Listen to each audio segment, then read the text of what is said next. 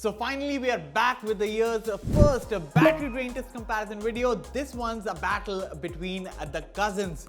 On one side it is the iQOO 12 5G, while on the other end is the newly launched Vivo X100 5G.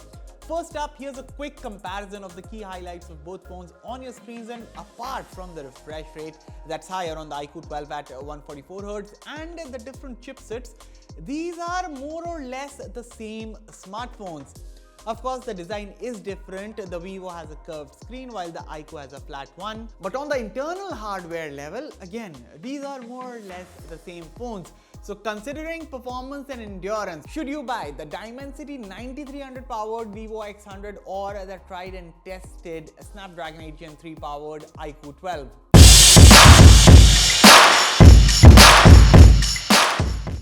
Hello everyone, I'm here for Fiiber by India today, and this is the Fiiber style battery drain test comparison between the Vivo X100 and the iQOO 12. But of course, before we get on with the rest of the video, consider hitting that red subscribe button for detailed tech videos and also turn on the bell so that you don't miss any of our latest updates.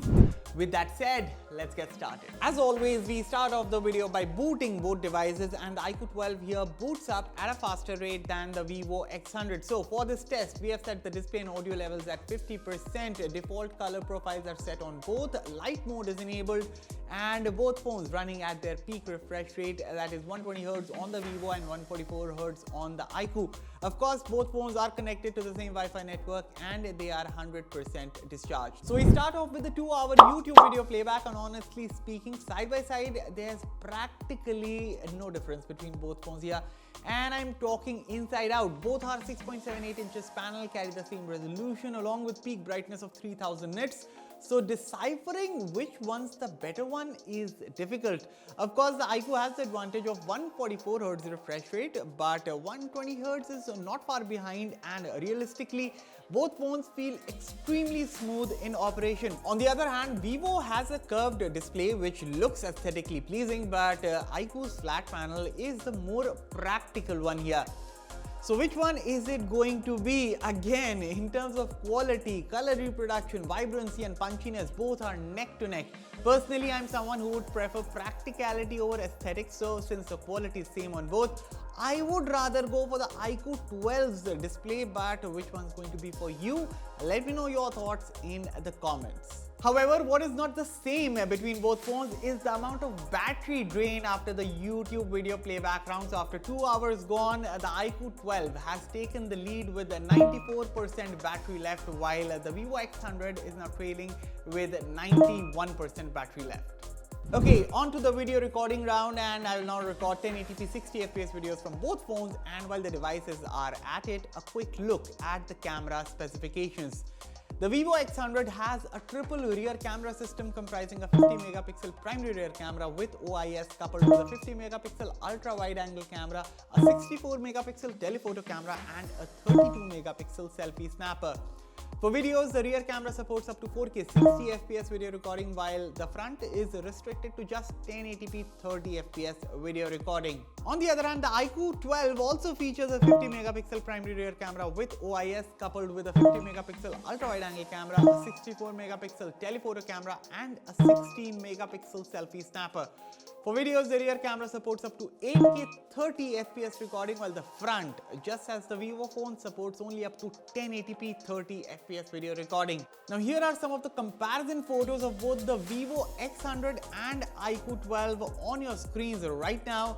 So to know in depth about the camera performance of the iQOO 12, be sure to check out the review. As for the Vivo X100, do you want to see a full review or a full-blown camera comparison with the iQOO 12?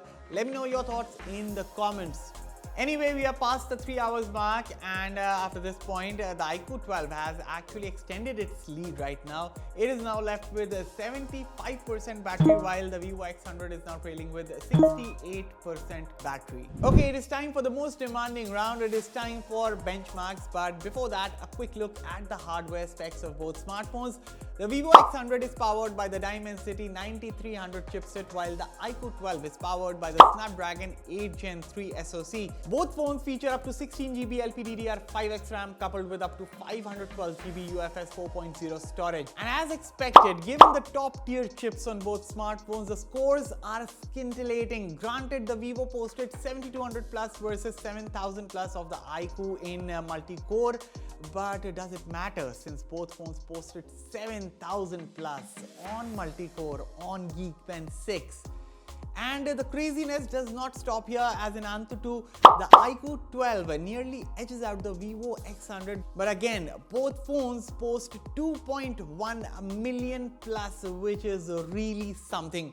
However, come the 3D Mark Extreme stress test, and you would know why the iQOO 12 might be best suited towards those who have a strong preference towards gaming, as the stability score is nearly 50% more than the Vivo X100. But it is not just the GPU performance. Even in the CPU throttle test, while the 9300 chipset had the slightly better average operations, the X100's graph in itself is a piece of art, and I don't say it in a good way. I mean, just look at how the X100 kept throttling after coming back like every 2 minutes or so versus the iQOO 12's mostly stable performance. Now here's a breakdown of the benchmarks on your screens right now. The results clearly show that while the Dimensity 9300 can easily go toe-to-toe against the Snapdragon 8 Gen 3 in raw performance and raw output, when it comes to sustained performance, that's where the Snapdragon 8 Gen 3 takes away the cake. By the way, with 4 hours gone into the test, this benchmark round really sucked the juice out of the Vivo X100, as this phone is now left with only